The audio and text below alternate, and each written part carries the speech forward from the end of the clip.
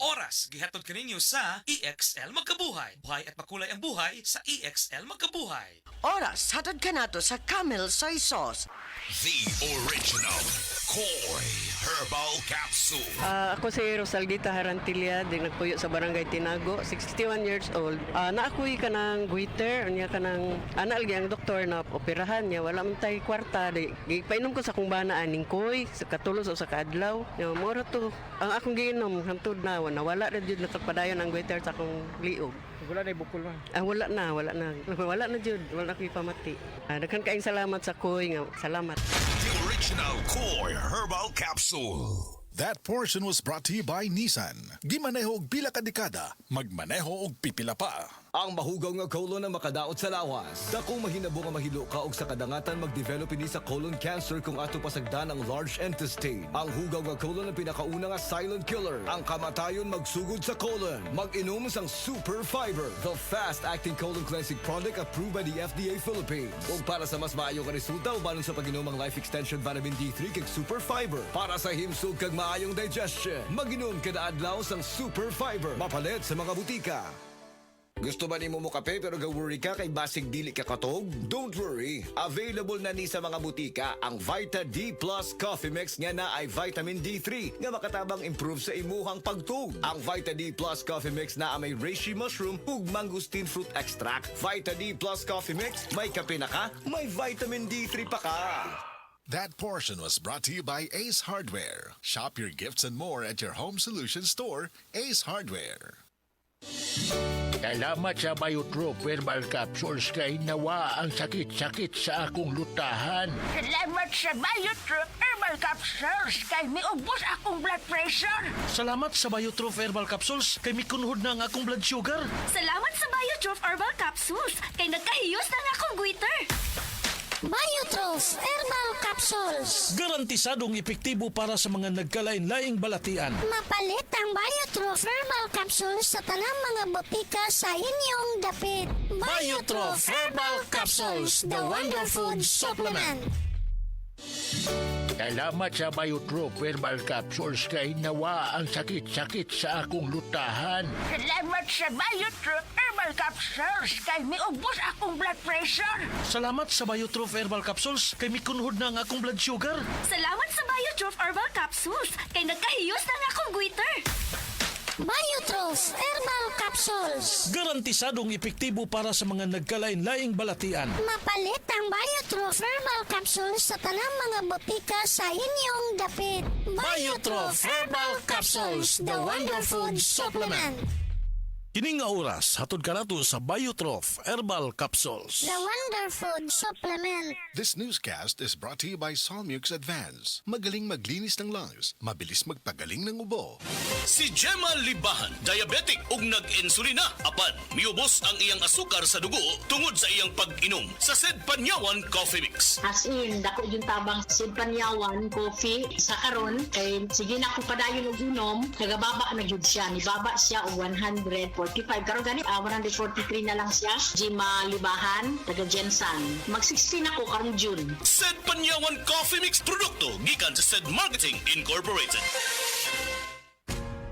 Ayaw si Piata pagpaminaw sa balitang yutahon sa Sieti, ang inyong mga kabukiran, inyong kaugmaon, ang among focus, kaugalingong yuta para sa bukas na masagana. Dinhilang sa balitang yutahon sa Sieti, matag Sabado alas 5 sa hapon hangtod sa alas 5:30 sa hapon, makita usab sa DYHPR Limen Cebu Facebook page. Para sa uban pang updates, i-like, follow ug share ang official DAR Facebook, Instagram ug YouTube accounts nga at DarGovPH Official sa Facebook DAR 7 Central Visayas o sa official DAR website www.dar.gov.ph.com. Hatod ka ninyo sa Department of Agrarian Reform.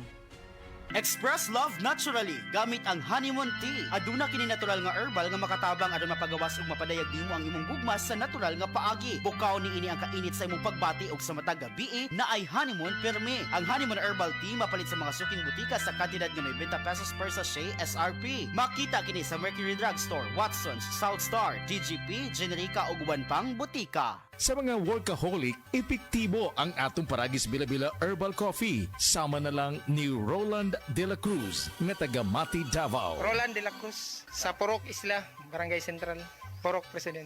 Anong ganahan man kay ka sa kape? Sa Bila-Bila Coffee, laskig ang imong lawas o mayo ang imong lihok. Basta laskig niya kondisyon, makalihok kag may sa trabaho. Kung di ka kainom, mura magluya na ka? Murag luya-luya, lahi ra gyud tungod kay nindot gyud ang Bila-Bila Coffee. Kini ginama sa GFMQ Marketing kay sa Paragis Bila-Bila, dili na ka mag-agwanta pa. Ako si Radyoman Benzi Tanghian, kining balita hatod kanato sa Paragis Bila-Bila Herbal Capsule na ilhan isip herbal nga kapsula nga makatabang og daghang benepisyo sa kalawasan. Mao kini ang all-in-one nga herbal. Makahatag og kaayuhan sa ato ang mga selula sa lawas, makatarong sa nindot nga flow og limpyuhan ang imuhang dugo nga modagkayday sa ato ang kasing-kasing. Ug karon sa atong balita. Moabot sa 17,562 ka mga pamilya sa syudad sa Talisay ang gi-schedule sa DSWD Central Visayas nga makadawat sa emergency cash transfer nga ayuda gikan sa ahensya niadtong adlaw nga Biyernes ug adlaw Sabado. Ang matag pamilya nakadawat og tag 10,125 pesos sa gikan sa DSWD nga mo'y gipasalig ni Presidente Marcos alang sa mga pamilya nga ilahang panimalay grabing naapektuhan tungod sa bagyong Tino. Ang pagpangapod-apod gipahigayon kini sa taga DSWD 7 sa nagkalenlain nga mga barangay covered court sa syudad sa Talisay. Kadtong balita hatod kanato sa Paragis Bila-Bila Herbal Capsule. Alang sa kumpleto nga kombinasyon, gamita lang ang Paragis Bila-Bila Plus Herbal Capsule. Paragis Bila-Bila Herbal Capsule na uban sa pagpangapi sa Paragis Bila-Bila Herbal Coffee ug ang pagpanghaplas sa Paragis Bila-Bila Liniment Oil. Gama sa GFMQ Marketing sa Paragis Bila-Bila, dili na ka mag-agwanta pa. Sa dugang kasayuran, tawag lang sa 0935-641-0261. Ang Paragis Bila-Bila mapalit sa Diding's Pharmacy sa Manalili Street, Cebu City, Bestway Pharmacy sa Mandawi City, Healthway Pharmacy, JV Butika sa Cebu, Mandawi, Liloan o Osmeña Boulevard. Mapalit usab sa JY Pharmacy sa 32 Osmeña Building, Osmeña Boulevard, Cebu City. Mga kasama, dapiton ko kamo sa pagpaminaw sa drama nga Budbud ug Bibingka. Matag alas 8 hangtod sa alas 8:30 sa gabi, Lunes hangtod sa adlaw Sabado. Maminaw ta dinhi lang sa DYHP RMN Cebu. Camel, sukang puti, sasuan panami.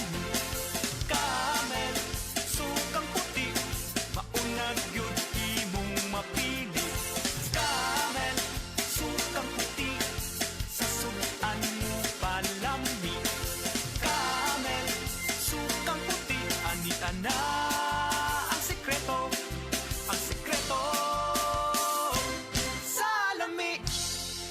Dr. Limuel Espedal, tumitris taga Tagum City. Sa akong trabaho, ako naimbitahan ko mga medical mission sa mga LGU. At the end of the day, kapoy na akong lawas. So wala na kaya ko time makikistorya sa akong pamilya. Na nag-introduce ko EXL Coffee Mix 17-in-1. So akong gitry. Gentle siya sa tiyan, dili siya acidic. Iganahan ko, i-introduce ko sa kuha ang EXL Makabuhay Plus Capsule na ikaayuhan, ikabaguan. Pasalamat ko ani EXL Coffee Mix 17-in-1 o EXL Makabuhay Plus Capsule kay mo ni siya magakal kaayuhan sa atong panglawas. Dili pa ulahi ang tanan. Atong pilion, EXL Makabuhay product. Daghang salamat.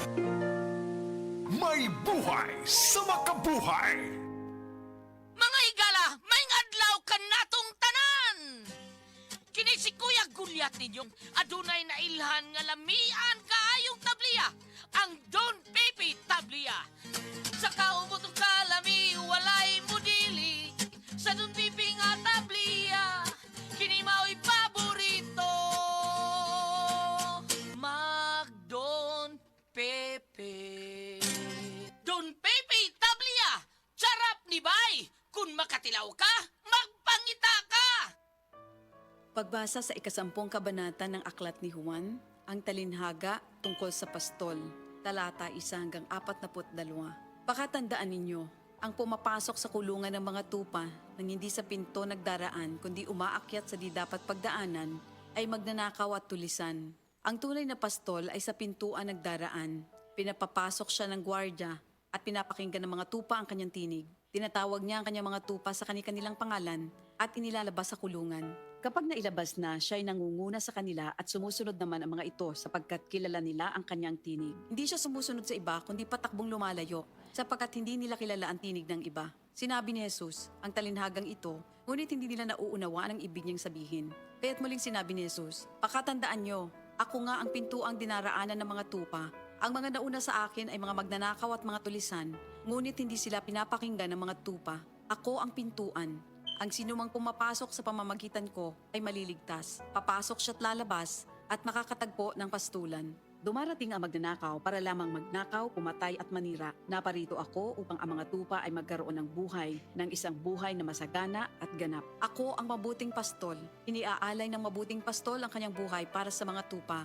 Ang bayaran ay tumatakas kapag may dumarating na asong gubat. Iniiwan niya mga tupa palibasa hindi siya pastol at hindi kanya ang mga ito. Kaya't sinusunggaban ng asong gubat ang mga ito at binubulabog. Tumatakas siya palibasa ay bayaran lamang at walang malasakit sa mga tupa.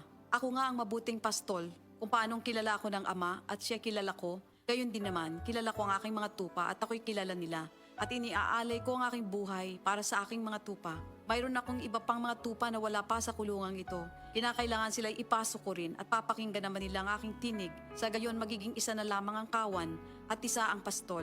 Dahil dito'y minamahal ako ng Ama, sapagkat iniaalay ko ang aking buhay upang ito'y kunin kong muli. Walang makakakuha ng aking buhay kusa ko itong ibinibigay. Mayroon akong kapangyarihang ibigay ito at kuning muli. Ito ang utos na tinanggap ko sa aking Ama. Dahil sa mga pananalitang ito, hindi na naman nagkaisa ng palagay ang mga Hudyo. Marami sa kanila nagsabi, talagang sinasapian na ito ng demonyo at nababaliw. Bakit ba kayo nakikinig sa kanya? Sinabi naman ng iba, hindi nakakapagsalita ng gano'n ng isang sinasapian ng demonyo. Nakakapagpagaling ba ng bulag ang demonyo? Taglamig na noon at kasalukuyang ipinagdiriwang sa Jerusalem ang pista ng pagtatalaga ng templo. At habang naglalakad si Jesus sa templo, sa portiko ni Solomon, pinaligiran siya ng mga Hudyo at sinabi sa kanya, hanggang kailan mo ba kami lalagay sa alanganin? Kung ikaw nga ang Kristo, sabihin mo na ng tuwiran. At sumagot si Jesus, sinabi ko na sa inyo, ngunit ayaw ninyong maniwala. Ang mga ginagawa ko sa pangalan ng aking Ama ay nagpapatotoo tungkol sa akin. Ngunit ayaw ninyong maniwala sapagkat hindi kayo kabilang sa aking mga tupa. Nakikinig sa akin ang aking mga tupa. Nakikilala ko sila. Sumusunod sila sa akin. Binibigyan ko sila ng buhay na walang hanggan. Kailan may hindi sila mapapahamak at hindi sila maaagaw sa akin ninuman. Ang aking Ama na siyang nagbigay sa kanila, sa akin, ay lalong dakila sa lahat at hindi sila maaagaw ninuman sa aking Ama. Ako at ang Ama ay iisa. Ang mga pinuno ng mga Hudyo muling dumampot ng bato upang batuhin siya. Kaya't sinabi sa kanila ni Jesus, marami akong mabubuting gawang ipinakita sa inyo mula sa Ama. Alin ba sa mga ito ang dahilan at ako'y inyong gustong batuhin? Sumagot ang mga pinuno ng mga Hudyo, hindi dahil sa mabubuting gawa kaya ka namin babatuhin, kundi dahil sa paglapastangan mo sa Diyos, sapagkat nagpapanggap kang Diyos, bagamat tao ka lamang. Tumugon si Jesus, di ba nasusulat sa inyong kautusan? Sinabi ko, mga Diyos kayo. Mga Diyos ang tawag ng kautusan sa mga pinagkatiwalaan ng salita ng Diyos at hindi maaaring ipawalang bisa ang sinasabi ng kasulatan. Ako'y pinili at isinugo ng Ama. Paano ninyo ngayon masasabing nilalapastangan ko ang Diyos? Dahil sa sinasabi kong ako ang anak ng Diyos? Kung hindi ko ginagawa ang mga pinapagawa ng aking Ama, huwag niyo akong paniwalaan. Ngunit kung ang ginagawa ko ay ang mga ito, paniwalaan ninyo ang aking mga gawa kung ayaw ninyong maniwala sa akin. Sa gayon matitiyak ninyong nasa akin ang Ama at ako'y nasa Kanya. Kaya tinangka naman nilang dakwin si Jesus, ngunit siya'y nakaalis. Muling pumunta si Jesus sa ibayo ng Jordan sa pook na dating pinagbautismuhan ni Juan. Habang naroroon siya'y maraming lumalapit sa kanya. Sinasabi nila, si Juan ay walang ginawang himala, ngunit totoo ang lahat ng sinabi niya tungkol sa taong ito. At doon, maraming sumampalataya kay Jesus. Ito ang salita ng Diyos. Prostate cancer, ang delikado ug mamatay ni nga sakit nga cancer sa mga lalaki. Mag Life Extension Vitamin D3 na mo. Rekomendado sa mga medical doctors. Aprobado sa FDA Philippines ug FDA USA. Suklan nato ang prostate cancer. Mapalit sa mga butika. Higala, nakakape na ka? Kay mo na baka nga nibalik na ug available na sa mga butika ang imong paborito nga pinakauna nga kape nga na ay vitamin D3, reishi mushroom ug kaning mangosteen fruit extract. Kini ang Vita D Plus Coffee Mix, ang kape nga para sa ikamayong lawas nimo. Vita D Plus Coffee Mix, may kape na ka? Na ay vitamin D3 pa ka.